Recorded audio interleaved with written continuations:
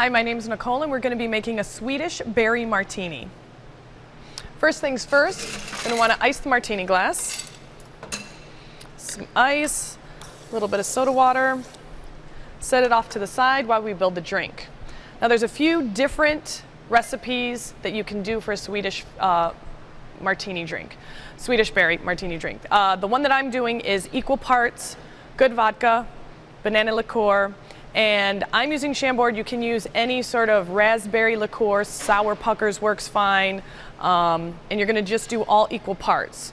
So let me take this here, equal parts of Chambord, banana liqueur, and vodka.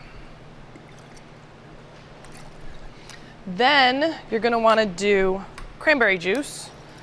I would say if you're doing 1, 1, and 1, do 2 parts cranberry juice. You're going to want to ice it, shake it really, really well.